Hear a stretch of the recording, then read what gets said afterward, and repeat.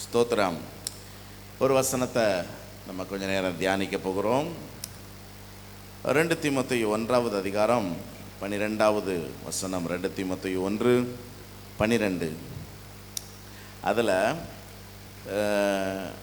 நான் வாசிக்கிறேன். அந்த பகுதியை மட்டும் நாம் மனதில் வைத்துக்கொள்வோம். நான் அவரிடத்தில் ஒப்பு கொடுத்ததை அவர் அந்நாள் வரைக்கும் காத்து கொள்ள வல்லவராய் இருக்கிறார் என்று நிச்சயித்திருக்கிறேன். நான் அவரிடத்தில் ஒப்பு கொடுத்ததை அவர் அந்நாள் வரைக்கும் காத்து கொள்ள வல்லவராய் இருக்கிறார் என்று நிச்சயித்திருக்கிறேன். நான் அவரிடத்தில் ஒப்பு கொடுத்தவைகளை தேவன் காத்து கொள்ளுகிறவர், ஆசீர்வதிக்கிறவர்,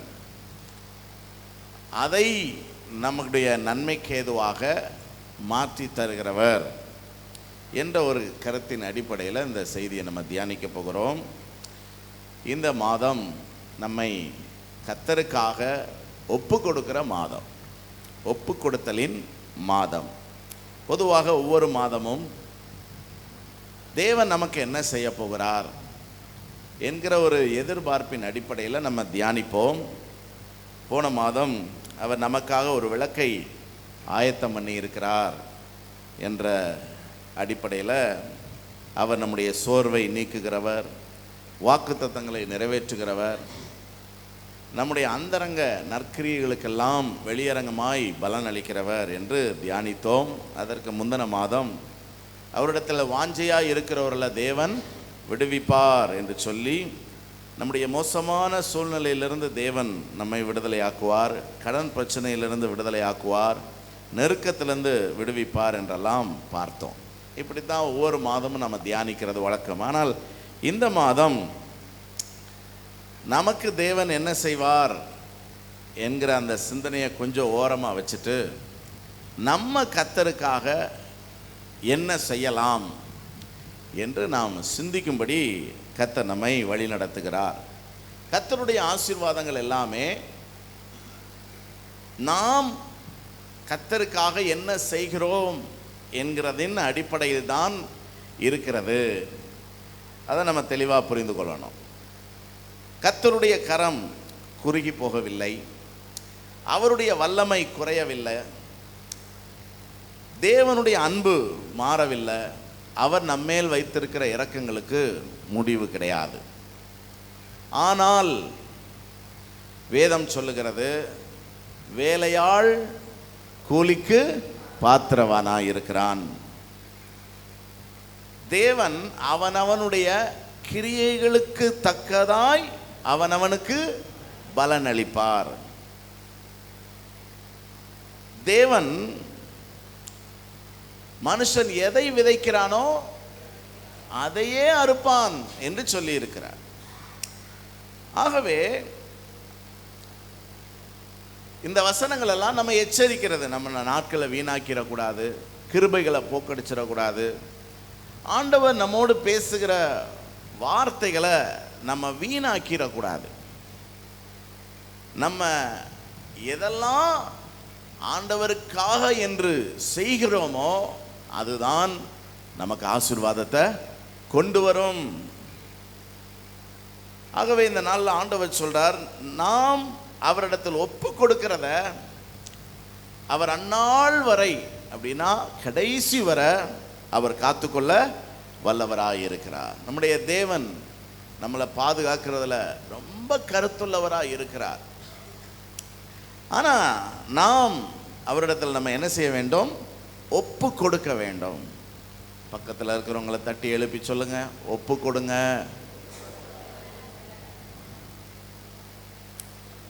ஒரு உதாரணத்தை பார்க்கலாம். பிலிப்பியர் 2வது அதிகாரம்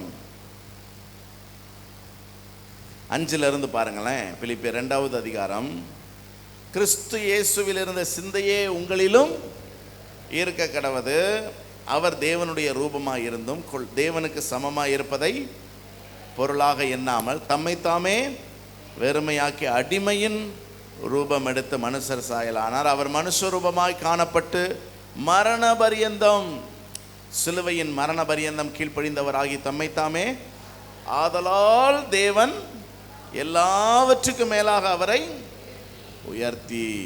பாருங்க, ஏன் பிதா இயேசுவை உயர்த்தினார்? அவர் ஜெபித்ததினாலா? அவர் பிதாவின் மேல் நம்பிக்கையா இருந்ததினாலா? அல்லது அவர் பிதாவுக்கு பிள்ளையாக இருக்கிறதுனாலா? இன்னைக்கு நிறைய பேர் அந்த ஒரு ஸ்டேட்மெண்ட்டை பிடிச்சிக்கிட்டாங்க. நம்மெல்லாம் பிதாவுக்கு பிள்ளைகள், அதனால கர்த்தர் நம்மை உயர்த்துவார். நம்மளை உயர்த்தாம யாரை உயர்த்த போறார்? ஆனா இங்க வேதம் ரொம்ப தெளிவா சொல்லுது, இயேசு கிறிஸ்து உயர்த்தப்பட்டதுக்கு காரணம் என்ன தெரியுமா? அவர் அதற்கான ஒரு விலை கொடுத்தார். இயேசு எப்படி? அவர் தேவனுக்கு சமமா இருப்பதை கொள்ளையாடின பொருளாக என்னல அட்வான்டேஜா எடுத்துக்கிடல. நான் பிதாவுக்கு பிள்ளைன்னு சொல்லி தான் இஷ்டத்துக்கு எதையும் செய்யல. தம்மை தாமே வெறுமையாக்கினார், அடிமையின் ரூபம் எடுத்தார், மனுஷர் சாயலானார். அது ரொம்ப கடினமான காரியம். மரண பரியந்தம் கீழ்ப்படிந்தார். அப்ப தேவன் இன்றைக்கும் நம்மை உயர்த்த வல்லவராய் இருக்கிறார். நமக்காக அற்புதங்களை செய்ய வல்லவராய் இருக்கிறார். அவர் இன்றைக்கும் அதிசயமானவராகவே இருக்கிறார். அவரால் நமக்கு எல்லா விதத்திலும் உதவி செய்ய முடியும். ஆனால் நாம் கர்த்தருக்காக என்ன செய்கிறோம் என்கிறது குறித்து நாம் சிந்திக்க வேண்டும். இன்னைக்கு இந்த ஒப்பு கொடுத்தல்ல நிறைய பேருக்கு பிரச்சனை இருக்குது. தேவனுடைய வல்லமை இன்றைக்கும் பலமாய் இருக்கிறது. அவர் நேற்றும் இன்றும் என்றும் மாறாதவராய் இருக்கிறார். அவர் எங்கும் நிறைந்தவராய் இருக்கிறார். அவர் நம்மோடு கூடவே தான் இருக்கிறார். அவருடைய வார்த்தை ஒளிந்து போவது இல்லை. வாக்குத்தத்தங்கள் எல்லாம் ஆம் என்றும் ஆமேன் என்றும் இருக்கிறது. கேளுங்கள், அப்பொழுது உங்களுக்கு கொடுக்கப்படும் என்றால் கொடுக்கப்படும். வேண்டிக் கொள்ளுகிறதற்கும் நினைக்கிறதற்கும் மிகவும் அதிகமாய் செய்கிறவர் என்றால் அவர் செய்கிறவர் தான். ஆனா பிரச்சனை எங்க இருக்கு? நம்ம கமிட்மெண்ட்ல, நம்ம ஒப்பு கொடுத்தல்ல, நம்ம சரண்டர் ஆகிறதுல, அதுல தான் பிரச்சனை. நம்ம ஆண்டவருக்காக அர்ப்பணிக்க வேண்டும், ஒப்பு கொடுக்க வேண்டும். இன்னும் முழு மனதோட நம்மளை ஆண்டவருக்கு என்று அர்ப்பணிக்க வேண்டும். இந்த சின்ன பிள்ளைங்க கையில் gift கொடுப்பாங்க. 500 ரூபா 1000 ரூபான்னு கையில் gift கொடுப்பாங்க. கொடுத்த உடனே பெற்றோர் என்ன செய்வாங்க? கொடு கொடு கொடு கொடு கொடு கொடு. எதுக்காக பெற்றோர் வாங்குறாங்க? அது பெற்றோர் கையில் இருந்தா பாதுகாப்பு. சில பிள்ளைகள் என்ன செய்யாது, எனக்கு கொடுத்தாங்க சரின்ட்டு பெற்றோர் அப்புறம் மறந்துடுவாங்க. கொஞ்ச நேரம் கழிச்சு அந்த ரூபா எங்க அப்படியே திருதுன்னு என்ன செய்யும், முழிக்கும். பக்கத்தில் திரும்பி பாருங்க, அம்புட்டு மொழி அந்த மொழி தான். கொடுத்த கிருபை, பெற்ற வரம், வல்லமை எல்லாத்தையும் தொலைச்சிட்டு எங்கடா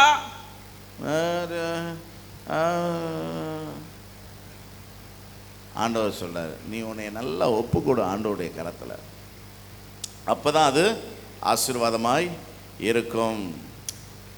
என்ன ஒப்பு கொடுத்தலுக்கு ஒரு வசனம் காட்டுறேன் பாருங்க. நியாயாதிபதிகள் 5வது அதிகாரம் 2வது வசனம் பாருங்க. நியாயாதிபதிகள் 5:2 கர்த்தர் இஸ்ரவேலுக்காக நீதியை சரிக்கட்டினது நிமித்தமும் ஜனங்கள் மனப்பூர்வமாய் தங்களை. எப்ப கர்த்தர் இஸ்ரவேலுக்காக நீதியை சரி கட்டினார்? இந்த 4வது 5வது அதிகாரம் பாராக் தெபோரால் கானானின் ராஜாவாகிய யாபீனுக்கு விரோதமாக செய்த அந்த யுத்தத்தை பற்றிய சரித்திரம். எப்ப கர்த்தர் இஸ்ரவேலுக்காக நீதியை சரி கட்டினார்? எப்ப கர்த்தர் இஸ்ரவேலுக்காக யுத்தம் பண்ணினார்? புரியுதா? ஆண்டவரும் தெரிஞ்சு சொன்னாரா தெரியாம சொன்னாரான்னு தெரியல. நீங்கள் சும்மா இருப்பீர்கள், யுத்தம் உங்களுடையதல்ல, அப்படின்னு நம்ம அந்த டிவியை போட்டுட்டு முன்னாடி உட்காந்துட்டோம். ஆமாம், எனக்கு இப்போ தான் வெளிப்பாடு கிடைக்குது. அந்த வசனமெல்லாம் எந்த காலத்துக்கு சொல்லப்பட்டது அப்படின்னா, அந்த டிவி செல்ஃபோன்லாம் இல்லாத காலத்துக்கு சொல்லப்பட்டது. அப்போ தான் மனுஷர்கள் உண்மையான வாழ்க்கை வாழ்ந்தாங்க. இப்போ சும்மா இருக்குன்னா சும்மாவா இருக்கான், மொபைலை நோண்டிக்கிட்டே தானே இருக்கான். யோசிச்சு பாருங்க, நம்மளால சும்மா இருக்க முடியுதா? அப்போ இன்னைக்கு மனிதர்கள் தங்களுடைய மாம்சத்துக்கும் தங்களுடைய இச்சைகளுக்கும் தங்களுடைய விருப்பங்களுக்கும் தங்களுடைய வாழ்க்கையை ஒப்பு கொடுத்தது நிமித்தம் ஆசீர்வாத குறைவு காணப்படுகிறது. 9வது வசனம் பார்த்தீங்கன்னா, ஜனங்களுக்குள்ளே தங்களை மனப்பூர்வமாக ஒப்பு கொடுத்த இஸ்ரவேலின் அதிபதிகளை என் இருதயம் நாடுகிறது, கர்த்தரை ஸ்தோத்திரியுங்கள். அப்போ ஒப்பு கொடுத்தார்கள் என்றால் என்ன அர்த்தம்? இஸ்ரவேலுக்காக பாராக் தலைமையில் பலர் என்ன செஞ்சிருக்கிறாங்க? யுத்தம் பண்ணி இருக்கிறாங்க. அவர்களுடைய அந்த மனப்பூர்வமான அந்த ஒப்பு கொடுத்தலின் பேர்ல கர்த்தர் என்ன செய்திருக்கிறார்? சத்துருக்கள் மேல் நீதியை சரி கட்டி கானானின் ராஜாவாகி யாபீனையும் அவனுடைய படைத்தளபதி சிசராவையும் என்ன செய்தார்? ஓட ஓட துரத்தினார். சிசரா யாகேலின் கையினால செத்தான். ஜெயம் யாருக்கு? யோசித்து சொல்லுங்க, மனப்பூர்வமாய் சொல்லுங்க, சத்தமா ஒப்பு கொடுக்கிறவர்களுக்கு. சபையில் எவ்வளோ அறிவிப்பு வருது. ஒப்பு கொடுத்தல்னா என்ன? கேட்டு அதன்படி என்ன செய்யணும்? செய்யணும்ல. யாருக்கோ அப்படின்ட்டு இருந்தால் எப்படி ஆசீர்வாதம், எப்படி வெற்றி, எப்படி கர்த்தர் நமக்காக கிரியை செய்வார்? 3 காரியங்களை பற்றி நம்ம தியானித்து நம்ம ஜெபிப்போம். ஏதோ ஒப்பு கொடுக்கணும். சங்கீதம் 37:5 சொல்லுகிறது. சங்கீதம் 37:5, உன் வழியை கர்த்தருக்கு ஒப்புவித்து அவர் மேல் நம்பிக்கையாயிரு, அவரே. அல்லேலூயா சொல்லுங்க பார்க்கலாம். இந்த வசனத்தை தியானிக்கும் போது என்னுடைய ஆவி உற்சாகம் அடைந்தது. அவரே காரியத்தை, அவரால் வாய்க்க பண்ண முடியாத காரியமே கிடையாது. உங்க வாழ்க்கையில என்ன நன்மை வேண்டுமானாலும் அவர் வாய்க்க பண்ணுகிறவர். எத்தனை பேர் நம்புறீங்க?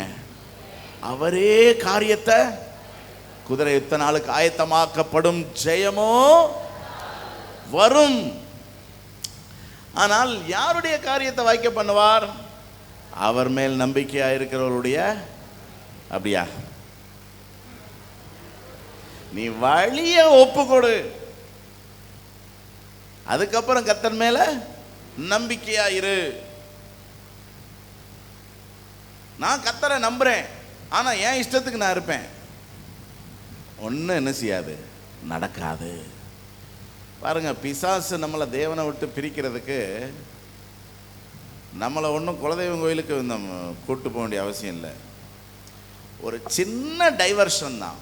வசனத்தை விட்டு லேசாக அவன் திருப்பி விட்டா போதும். நம்ம எல்லாரும் கர்த்தரை நம்புகிறோம், நம்பாமலா நம்ம ஆலயத்துக்கு வரோம், நம்பாமலா நம்ம ஆராதிக்கிறோம், நம்பாமலா கிறிஸ்தவங்களா இருக்கிறோம். ஆனால் நம்ம வழிகள் எப்படி இருக்குது, நம்முடைய காரியங்கள் எப்படி இருக்குது? ஆண்டவர் சொல்றாரு, என்னென்ன உங்கள் வாழ்க்கையில் திட்டங்கள், என்னென்ன விருப்பங்கள், என்னென்ன எதிர்பார்ப்புகள் இருக்குதோ அது எல்லாத்தையும் யார் கையில் ஒப்பு கொடுங்க? கர்த்தர் கையில் ஒப்பு கொடுங்க. ஆமாம், சொல்லுங்க ஆண்டவரை பார்த்து, ஆண்டவரே இந்த காரியத்தை உங்கள் கரத்தில் ஒப்பு கொடுக்குறேன், நீங்கள் பார்த்துக்கொள்ளுங்க. கர்த்தர் நம்முடைய ஜெபத்தை கேட்டு நமக்காக காரியத்தை வாய்க்க பண்ணுவான்னு விசுவாசிக்கிறவங்க ஒரு அல்லேலூயா சொல்லுங்க பார்க்கலாம். பாருங்க, ஆபிரகாம் ஈசாக்குக்கு பொண்ணு பார்க்கறதுக்கு எலியேசரை அனுப்புறார். எலியேசர் தான் முன்பின் அறியாத ஒரு குடும்பத்தை சந்திக்க போறார். அவங்க எங்க இருக்கிறாங்கன்னு தெரியாது இவருக்கு. ஆபிரகாம் சொல்லிட்டார், கண்டிப்பா நீ இனத்துல தான் என்ன செய்யணும், பொண்ணு எடுக்கணும். பொண்ணு இருக்கா இல்லையானோ தெரியாது. பாருங்க, அப்படி ஒரு வெற்றிடமா இருக்குது, சூனியமா இருக்குது, இருளா இருக்குது. அந்த திசையை நோக்கி பயணம் செய்கிறாரு. ஒரே ஒரு அடிப்படை தான், அவர்கள் தங்களுடைய காரியங்களை கர்த்தருக்கு ஒப்பு கொடுத்திருந்தார்கள். கர்த்தர் பார்த்து கொள்ளுவா. கவனிங்க தேவ பிள்ளைகளே, எத்தனை பேர் உங்க காரியங்கள் எல்லாம் கர்த்தர் பார்த்து கொள்வார்னு ஒப்பு கொடுக்குறீங்க? ஒரு அல்லேலூயா சொல்லுங்க பார்க்கலாம். அப்படின்னா உங்களுக்கு அதுல ஒரு உறுதி வேணும். கர்த்தர் பார்த்து கொள்வார்னா பார்த்து கொள்வாரா, கொல்ல மாட்டாரா? ஆபிரகாமுக்கு அந்த நிச்சயம் இருந்துச்சு. நிச்சயம் இருக்கிறவங்களாம் ஒரு அல்லேலூயா சொல்லுங்க பார்க்கலாம். அவனுக்கு நிச்சயம் இருந்துச்சு, அனுப்புனான். இப்போ பாருங்க, இந்த எலியேசர் வந்துட்டாரு. ரொம்ப கடினமான ஒரு பரீட்சை வச்சாரு. அந்த ஊருக்கு வெளியே கிணத்துல உட்காந்துக்கிட்டு, இந்த கிணத்துல தண்ணி எடுக்க வர்ற ஏன்னா கன்னி பெண்கள் இருப்பாங்கல்ல, திருமணமாகாத பிள்ளைகள், அவங்க யாராவது வந்தாங்கன்னா நான் அவங்ககிட்ட என்ன கேட்பேன்? தண்ணி கேட்பேன். அந்த பெண் சொல்லணும், உமக்கும் தருவேன், ஒட்டகங்களுக்கும் தருவேன். இன்னைக்கு அப்படி பரீட்சை வச்சா யாருக்காவது கல்யாணம் நடக்குமா? தண்ணி கொண்டு வாமா அப்படின்னா இத்தனையோண்டி டம்ளரில் தூக்கிட்டு வர்றது. ஒரு அடிப்படை அறிவு வேண்டாம்? ஒரு செம்பில் கொண்டு போவான், ஒரு பாட்டிலில் கொண்டு போவான். பாருங்க, வேதத்தை வாசிக்கும் போது நிறைய நன்மைகளை கற்றுக்கொள்ளணும். பிற எதுக்கு நம்ம வேதம் வாசிக்கிறோம்? அதனால தான் யார்கிட்ட என்ன வாசித்தீங்க அப்படின்மே, கப்ப கப்ப கப்பங்க அப்படின்பாங்க. அதில் என்ன போட்டுருந்துச்சின்மே, அது என்னன்னு தெரியலை. என்னன்னு தெரியாததுக்கா படிக்கிறோம்? பெரிய என்னத்துக்கு படித்தேன்னு சொல்கிற? படிக்கிறதே எதுக்கு தான்? தெரிஞ்சுக்கிறதுக்கு தானே. அப்போ படிச்சியா இல்லைன்னு தெரில. ரெண்டாவது, நீ படித்து இருந்தாலுமே பிரயோஜனம் இல்லை. அந்த ரெபேக்காளுடைய காரியத்தை படிக்கும்போது நமக்கு ஒரு வெளிப்பாடு கர்த்தர் கொடுக்கிறார். கிரியைகளுக்கு பலன். நீ வேலை செய்யறதுக்கு தான் உனக்கு கூலி கிடைக்குமே தவிர சும்மா இருப்பதற்கு கூலி கிடைக்கவே கிடைக்காது. என்ன நடந்துச்சு? வந்தா ஒரு பெண், கேட்டார் தண்ணி. அவளும் அதே மாதிரி என்ன செய்யறா? சொல்றா. இப்போ வாசிங்க ஆதியாகமம் 24, 21, 24, 21. அந்த மனிதன் அவளை குறித்து ஆச்சரியப்பட்டு, பாருங்க, தண்ணி கேட்ட உடனே, உமக்கும் ஒட்டகங்களுக்கும் நான் தண்ணி எடுத்து ஊற்றுவேன், இல்லைன்னா என்ன செஞ்சுருக்கலாம்? இப்போ இவன் என்ன ஒத்தையிலையா போகிறான்? சொல்லுங்க. 10 ஒட்டகங்களை கொண்டு போனவன் ஒத்தையிலே போவான்? அவன் கூட வேலைக்காரங்க இருக்காங்களா இல்லையா? அப்போ ஏமா கொஞ்சம் தண்ணி தா அப்படின்னா நம்மால் என்ன சொல்லுவோம்? பின்னாடி இவ்வளோ பேர் இருக்கான், ஆம்பளை இவ்வளோ பேர் இருக்கான், தண்ணி பொம்பளை வேலை யோசித்து பாருங்க. அப்போ அதுதான் இவனுக்கு ஆச்சரியம். கொஞ்சம் கூட யோசிக்காம அவ என்ன செய்யறா? தண்ணி தரேங்கிறாளே. ஆச்சரியப்பட்டு அடுத்து பாருங்க, கர்த்தர் தன் பயணத்தை வாய்க்க பண்ணினாரோ இல்லையோ என்று அறிய மட்டும். இப்போ இதுதான் மெயின் மேட்டர். நீங்க உங்க காரியத்தை கர்த்தரிடத்துல ஒப்பு கொடுத்திருந்தீர்கள் என்றால் எப்படி இருக்கணும்? பக்கத்துல பார்த்து அப்படி சொல்லுங்க பார்க்கலாம். எப்படி இருக்கணும்? உடனே தக்கா புக்கான்னு என்ன செஞ்சிடக்கூடாது. பொறுமையா இரு. கர்த்தர் தம்முடைய காரியத்தை நிறைவேற்றி முடிக்கிற வரைக்கும் எப்படி இருங்க? பொறுமையா இருங்க. அதாவது சில பேருக்கு சில விஷயங்கள் சில அறிகுறியா தெரிஞ்ச உடனே ரொம்ப உற்சாகமாயிருவாங்க. அப்படி இருக்கக்கூடாது. நமக்கு நல்ல ஒரு பாடத்தை கர்த்தர் கற்றுக் கொடுக்கிறார். நமக்கு கர்த்தர் காரியங்களை வாய்க்க பண்ணுவார். ஆனால் அவர் அதை செஞ்சு முடிக்கிற வரைக்கும் நம்ம எப்படி இருக்கணும்? பொறுமையாக இருக்கணும், மௌனமாக இருக்கணும். இப்போ இவன் அவசரப்படலை. ஏன்னா அவ தண்ணியெல்லாம் எடுத்து ஊற்றி முடிக்கிறதுக்கு முன்னாடி உன்னைய பொண்ணு வாக்கம் வந்திருக்கிறோம் அப்படின்னு சொல்லி இருந்துன்னு வச்சுக்கோங்களேன். அவன் எப்படி ரியாக்ட் பண்ணியிருந்தா தெரியல. ஒருவேளை அவன் வெக்கப்பட்டு குடத்தை போட்டுட்டு சீ எனக்கு வெக்கமாக இருக்கு அப்படின்னு ஓடி இருந்தான்னு வச்சுக்கோங்களேன், உள்ளதும் போச்சு. பொறுமையாக இருக்கு. நம்முடைய தேவன் எல்லாவற்றையும் அதின் காலத்தில் கவனிங்க. சில நேரம் சில காலதாமதங்கள் நம்மளை என்ன ஆக்குதுன்னா சோர்வடைய செய்யுது. இது எதனால பிரச்சனை? நம்ம எதிர்பார்ப்பு. நம்ம கர்த்தர் ஏதாவது செய்யணும்னு அவர் செஞ்சுக்கிட்டு தான் இருக்கிறாரு. ஆனால் நம்ம அவர் என்ன செய்ய போகிறாரு அல்லது அவர் என்ன செய்கிறாருங்கிறத எதிர்பார்க்காம நான் கர்த்தருக்காக அர்ப்பணித்து காத்திருக்கணுங்கிறதுல நம்ம உறுதியாக இருக்கணும். ஒரு அல்லேலூயா சொல்லுங்க பார்க்கலாம். எத்தனை பேருக்கு சத்தியம் புரியுது?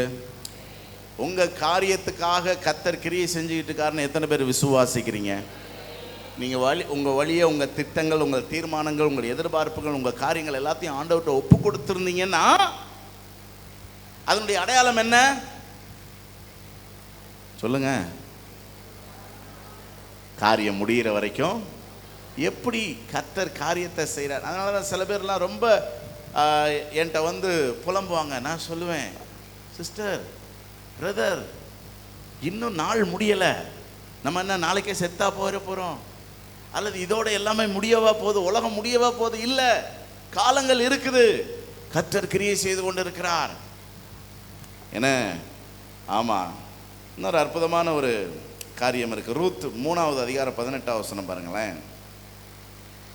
ரூத் 3:18. அப்பொழுது அவள், என் மகளே ரூத்து, நகோமி ரூத்திட்ட சொல்றா, என் மகளே, இந்த காரியம் என்னமாய் முடியும் என்று நீ அறிய மட்டும் பொறுத்திரு. அந்த மனுஷன் இன்றைக்கு இந்த காரியத்தை முடிக்கும் முன் நைட்டு போய் ஒரு ப்ரொப்போசலை போட்டுவான்னு நகோமி என்ன செய்யறா? சொல்லி அனுப்புறா. நான் சொல்ற கதை தெரியுதா? தெரியலன்னா போய் ரூத்தை படிங்க. இவன் நைட்டு போய் என்ன பண்ணிட்டு வந்துட்டா? ப்ரொப்போஸ் பண்ணிட்டு வந்துட்டா. அவன் என்ன சொல்றான்? நான் உன்னைய ஏற்றுக்கொள்ள முடியாதுமா, என்னோட நெருக்கமான ஒரு சொந்தக்காரன் இருக்கான், பிறகு அவன் அருவா தூக்கிட்டு வெட்ட வந்தான்னா பிறகு நாங்கள் 2 பேரும் பங்காளி சண்டை போட முடியாது, அதனால நீ போ, பேசிட்டு சொல்கிறேன் அப்படின்னா. இப்போ நம்ம என்ன நினைக்கிறோம்? நம்ம போனால் எல்லாம் சக்கு சக்கு சக்கு சக்குன்னு நடக்கணும், இல்லாட்டினா தக்கா புக்கா அப்படின்னு. நமக்கு பரதநாட்டியம் தெரிலனால என்ன செய்வோம்? பரதநாட்டியம் ஆடுவோம். வந்தா என்னம்மா இப்போ ஓகேன்னு வச்சுக்கோங்களேன், ரிசல்ட் ஓகேனா சந்தோஷமா இருக்கலாம். ஆனால் ஓகேவா இல்லை. அப்போ அவள் வர்றா, எப்படி வந்திருப்பா? அமைதியாக வந்திருப்பா. அப்போ நகோமி புரிஞ்சுக்கிட்டா. நகோமி சொல்கிறா, பொறுமையாருமா, குதிச்சிடாத, கர்த்தர் என்ன செய்கிறாருன்னு என்ன செய்வோம் பார்ப்போம். ஒரு அல்லேலூயா சொல்லுங்க பார்க்கலாம்.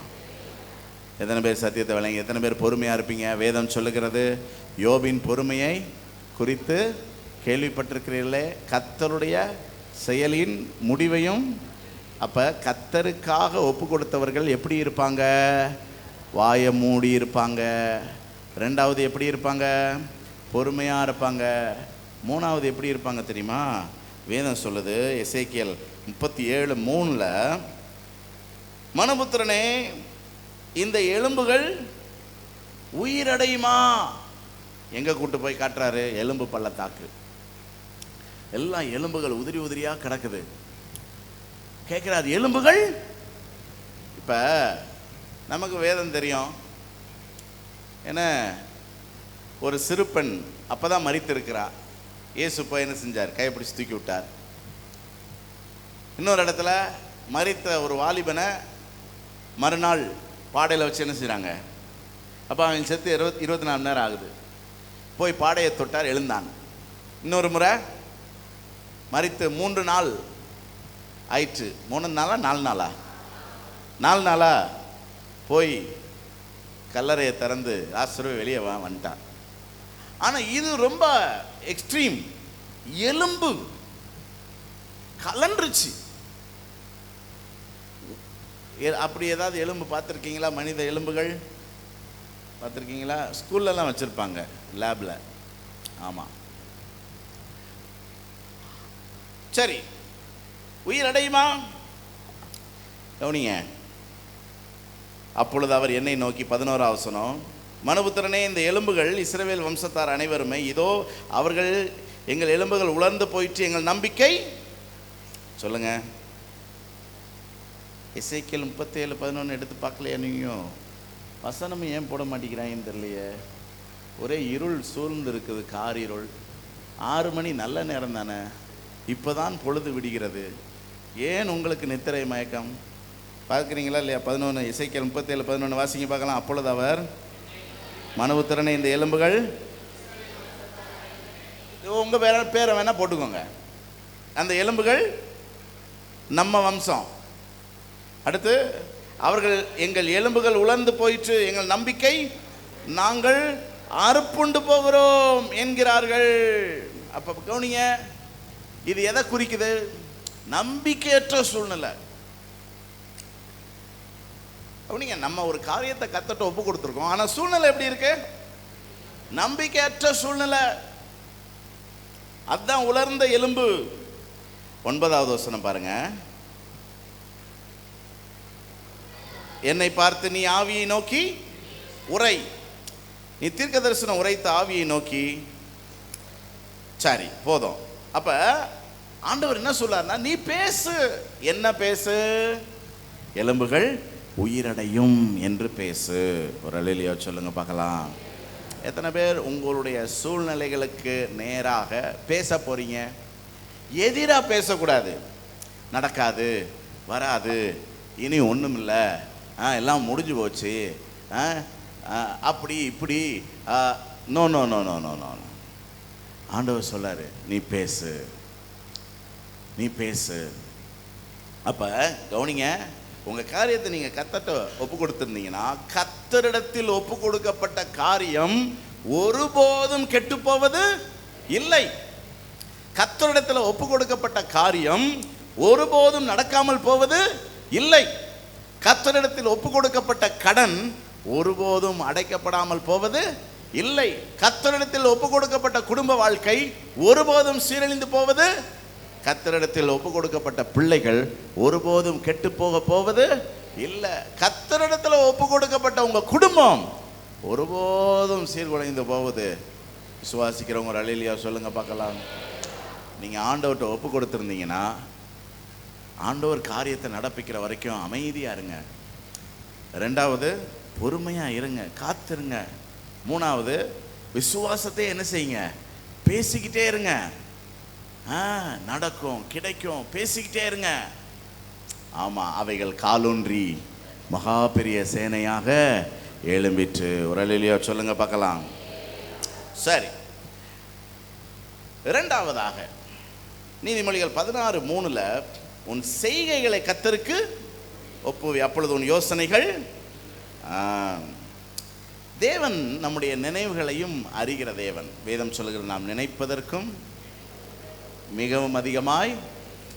ஆமா, அப்ப நம்ம வேதம் என்ன சொல்லுகிறது? உன் செய்கைகளை கர்த்தருக்கு. லூக்கா 1வது அதிகாரம் 29வது வசனத்துல, மரியாளை தேவதூதன் வாழ்த்தின போது அவன் வார்த்தையினால் கலங்கி இந்த வாழ்த்துதல் எப்படிப்பட்டதோ என்று அவள் என்ன செய்து கொண்டிருக்கிறா? சிந்தித்துக் கொண்டிருக்க. கவனிங்க, நமக்கு சிந்தை தான் முதல்ல, செயல் 2வது. இது ஒரு பெரிய ஆசீர்வாதம். ஏன்னா இப்போ இவள் சிந்திக்கிறா மனதில். என்ன சொல்லப்பட்டது இவளுக்கு?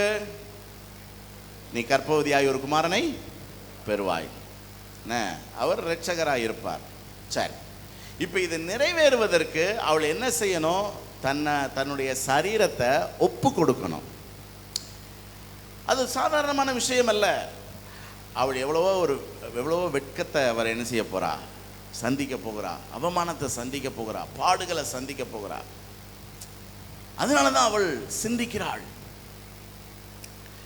இப்ப நமக்குள் ஒரு சிந்தை ஏற்படும் போது அதற்கான செயலை நம்ம யார்கிட்ட ஒப்பு கொடுக்கணும் சொல்லுங்க? கர்த்தருக்கு ஒப்பு கொடுக்கணும்.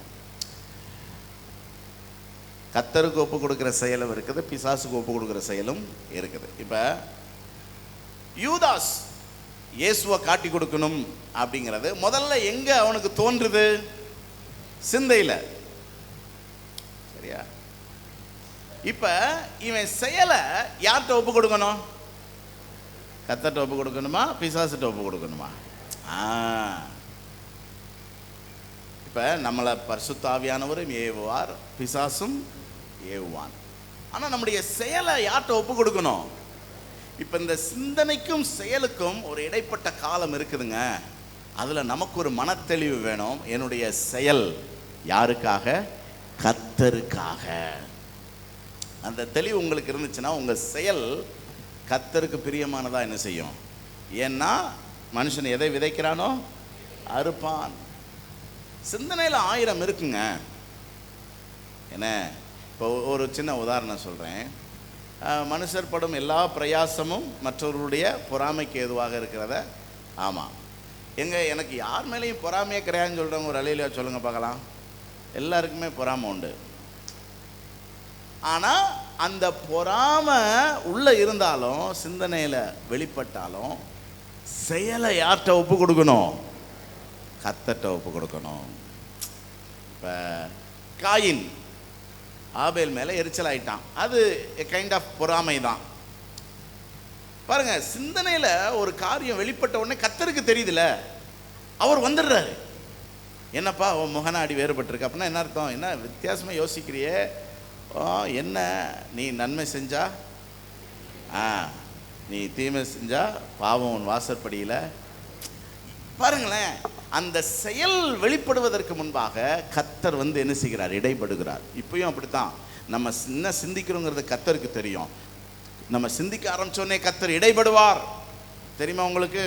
பேசுவார், உணர்த்துவார், வழி நடத்துவார். உங்க செயல்கள் யாருக்கு ஒப்புவிக்கப்பட்டவைகளா இருக்கணும்? சொல்லுங்க பார்க்கலாம். ஒரு அல்லேலூயா சொல்லுங்க. நம்ம தவறான காரியங்கள் செஞ்சோம்னா முடிவும் எப்படி தான் இருக்கும்? தவறாத்தான் இருக்கும்.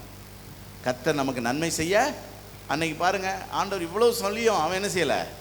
கேட்கல. அவனுடைய செயல் தாறுமாறாக இருந்துச்சு, முடிவும் தாறுமாறாக இருந்துச்சு. ஆகவே உங்களுடைய செயல்கள் கர்த்தருக்கு ஒப்பு கொடுக்கப்படணும். மூன்றாவது, ரோமர் 6:19, ரோமர் 6வது அதிகாரம் 19வது வசனம். அக்கிரமத்தை நடப்பிக்கும்படி நீங்கள் உங்கள் அவயவங்களை அசுத்தத்திற்கும் அக்கிரமத்திற்கும் அடிமைகளாக ஒப்பு கொடுத்தது போல இப்பொழுது பரிசுத்தமானதை நடப்பிக்கும்படி உங்கள் அவயவங்களை நீதிக்கு அடிமைகளாக ஒப்பு கொடுங்க. பரிசுத்தத்துக்காக உங்கள் சரீரத்தை ஒப்பு கொடுங்க. ரோமர் 12:1 அதான் சொல்லுது. உங்கள் சரீரங்களை பரிசுத்தமும் பிரியமான ஜீவ பலியாக ஒப்பு கொடுங்க. உங்க சரீரம் தேவனுடைய ஆலயம். உங்க சரீரம் பாவத்துக்கு அவயவமா என்ன செய்யக்கூடாது? பாவத்துக்கு ஆயுதமா என்ன செய்யக்கூடாது? செயல்படக்கூடாது. உங்க சரீரம் பரிசுத்தமா இருக்க வேண்டும். இந்த மே மாசம் எத்தனை பேர் உங்களை பரிசுத்தத்துக்கு ஒப்பு கொடுக்குறீங்க? யாத்திராமம் 19:10 ஆண்டவர் சொன்னார், நீ ஜனங்களிடத்தில் போய் இன்றைக்கும் நாளைக்கும் அவர்களை பரிசுத்தப்படுத்து, அவர்கள் தங்கள் வஸ்திரங்களை தோய்த்து பரிசுத்தப்படட்டும், நாளைக்கு நான் அற்புதங்களை செய்வேன். அப்போ இன்னைக்கு பரிசுத்தம், நாளைக்கு அற்புதம். ஸோ நம்மளை கர்த்தருக்கு எப்படி ஒப்பு கொடுக்கறதுன்னு ஆண்டவர் சில விஷயங்களை நம்மோடு பேசி இருக்கிறார். முதல்ல என்ன செய்யணும்? நம்முடைய எல்லா பிளான்ஸ் அண்ட் ப்ராஜெக்ட்ஸை கர்த்தர்ட்ட ஒப்பு கொடுத்துருங்க. அதுக்கப்புறம் அதை குறித்த அழுகை புலம்பல் இருக்கவே கூடாது. கர்த்தர் என்ன செய்வாருங்கிறத பார்க்குற வரைக்கும் அமைதியாக இருப்போம், பொறுமையாக இருப்போம், நம்பிக்கையாக விசுவாசமாக இருப்போம். அப்போ உலர்ந்த எலும்பு கூட என்ன செய்யும்? உயிர் பெறும். ரெண்டாவது, சிந்தனையில் 1000 எழும்பலாம், ஆனால் செயல் கர்த்தருக்கு பிரியமானதாக இருக்கணும். செயல் வேதம் சொல்லுகிறதா என்ன செய்யணும்? இருக்கணும். ஆமாம். மூணாவது, நம்ம சரீரத்தில் அசுத்தம் இருக்கவே, ஆமாம், அக்கிரமம் அநியாயம் இருக்கவே சரீரத்தை பரிசுத்தமா ஜீவ பலியா கத்தருக்கென்று நாம் நம்மை ஒப்பு கொடுத்திருக்க வேண்டும். முடிக்க போறேன் நான். தேவன் அன்னாளுக்கு அற்புதம் செய்தார். எப்பொழுது? 1 சாமுவேல் 1:11 அவன் என்ன சொல்றாங்க பாருங்க. தேவரீர் உம்முடைய அடியாளின் சிறுமையை கண்ணோக்கி பார்த்து உம்முடைய அடியாளை மறவாமல் நினைத்தருளி உமது அடியாளுக்கு ஒரு ஆண் பிள்ளையை கொடுத்தால் அவன், நான் அவனை கர்த்தருக்கு, அல்லேலூயா சொல்லுங்களேன். கவனிங்க கவனிங்க கவனிங்க. நம்ம நிறைய ஆசீர்வாதம் இதில் தான் இருக்குது. ஏன்னா நம்ம பல நேரம் நம்ம இஷ்டத்துக்கே தான் காரியம் செய்கிறோம். ஆனால் இந்த உலகத்தில் கர்த்தருடைய சித்தம் என்று ஒன்று நடக்க வேண்டியது இருக்கிறது. புரியுதா? நடக்க வேண்டியிருக்கா இல்லையா? இப்போ சாமுவேல் எழும்பணுமா வேண்டாமா? அப்போ கர்த்தருடைய சித்தம் நிறைவேற யாரோ ஒருவர் என்ன செய்ய வேண்டியது இருக்குது? ஒப்பு கொடுக்க வேண்டியது இருக்கிறது. அப்படித்தான் நம்முடைய வாழ்க்கையில் நிறைய ஆசீர்வாதங்கள் ஆண்டவர் பெண்டிங்கில் போட்டிருக்கிறதுக்கு காரணம் என்னன்னா, என் சித்தம் நிறைவேற ஒன்று ஒப்பு கொடு. அப்ப நாம் அறியாததும் நமக்கு எட்டாவதுமான பெரிய காரியங்களை அவ தன்னுடைய நிந்தை நீங்க. ஏன்னா தனக்குன்னு ஒரு பிள்ளைய கேட்டா, ஆனா வந்த சாமுவேல் கர்த்தருக்காக பெரிய காரியங்களை செய்தான். அதனால எந்த ஒரு ஆசீர்வாதத்திற்கும் ஒப்பு கொடுத்தல் முக்கியம், சரண்டர் முக்கியம், அர்ப்பணிப்பு முக்கியம். அதுதான் இந்த மாதம் கர்த்தர் நம்மிடத்தில் எதிர்பார்க்கிறார். அலெக்சாண்டர் என்ற ஒரு பெரிய மகாராஜா, பல தேசங்களை பிடித்த ஒரு பெரிய பராக்கிரமசாலி. அவனுடைய படை அவ்வளவு வீரமிக்க ஒரு படை. அவன் தேசங்களை பிடித்து கொண்டே போகும்போது ஒரு நாள் தன்னுடைய வீரர்களில் ஒரு சிறு கூட்டத்தை கூட்டிக் கொண்டு ஒரு தேசத்துக்கு விரோதமாய் போகிறான். பெரிய படையை அல்ல, ஒரு சிறு கூட்டத்தை. ஒரு தேசம் அரணிப்பான பட்டணத்தோடு உள்ளே அவர்கள் சுகமாய் குடியிருக்கிறார்கள். உள்ள ராஜா இராணுவம் எல்லாம் இருக்கிறது அவர்களுக்கு. ஒரு நல்ல அரணிப்பான பட்டணம். இவன் வெளியே நின்று ராஜாவை கூப்பிட்டான். ராஜா வந்தார், எட்டி பார்த்தார், சொன்னா, அலெக்சாண்டர் சரண்டர் ஆயிரு அப்படின்னா. உடனே அந்த ராஜா சொன்னார், சரண்டர் ஆக முடியாது. ஓம் படையை பார்த்துலாம் நான் என்ன செய்ய மாட்டேன், பயப்பட மாட்டேன். ஓம் படை என்ன செய்யும்? எங்களுக்கு அரணிப்பான பட்டணம் உண்டு, உள்ள படைபலம் இருக்கிறது, அதனால் நீ செய்கிறத செய்யி. இந்த அலெக்சாண்டர் சொன்னார், நான் உனக்கு ஒரு டெமோ காட்டுறேன் பார் அப்படின்னு சொல்லி தன்னுடைய படை வீரர்களை ஒற்றை வரிசையில் நிற்க வச்சான். நிற்க வச்சுட்டு ஒரு உயரமான செங்குத்தான மலையில் ஏற சொன்னான். ஒரே ஆர்டர் தான் ஏற சொன்னான். அந்த பட்டணத்தில் இருக்கிற எல்லாரும் மதில் சுவர் வழியாக இந்த காட்சியை பார்த்துக்கிட்டு இருக்கிறாங்க. இது ஒரு பயங்கரமான காட்சி. ஏன்னா அது சிகரத்தில் ஏறுனா விழுவாங்க, விழுந்து செத்துருவாங்க. ஆனால் இந்த படை வீரர்கள் ஒருத்தர் கூட பின்வாங்கலை. அவன் பாட்டுக்கு போய்கிட்டே இருக்கான். எது வரைக்கும்? மேலே ஏறி 10 பேர் கீழே விழுந்து செத்துட்டான். அதுக்கப்புறம் போய்கிட்டே இருக்கான். அதுக்கப்புறம் தான் அலெக்சாண்டர் அந்த படையை நிப்பாட்டி வர சொன்னார். அதை பார்த்த உடனே அந்த ராஜா சரண்டர் ஆயிட்டான். ஏன்னா இந்த படை வீரர்கள் தங்களுடைய உயிரையும் கொடுக்கும் அளவுக்கு தங்களை அலெக்சாண்டருக்கு அர்ப்பணித்திருந்தார்கள் என்றால் அவர்கள் எதையும் செய்வார்கள். அப்ப அலெக்சாண்டருடைய இவ்வளோ பெரிய வெற்றிக்கு என்ன காரணம்? அந்த படை வீரர்கள் மனப்பூர்வமாய் தங்களை கர்த்தருக்கென்று, இந்த மாதத்தில் என்னுடைய வாஞ்சையாக தான் கர்மேல் சபை கர்த்தருக்காக மனப்பூர்வமாய் தங்களை ஒப்பு கொடுத்த சபையாக இருக்கணும். இங்கே ஒன்று அங்கே ஒன்று, ஆற்றுல ஒரு கால் சேத்துல ஒரு கால், இங்கே ஒரு மாதிரி அங்கே ஒரு மாதிரி, சபை உலகம் இந்த மாதிரி இரட்டை வேடம் தரித்து இருக்கிற ஒரு சபையாக நம்ம இருக்கக்கூடாது.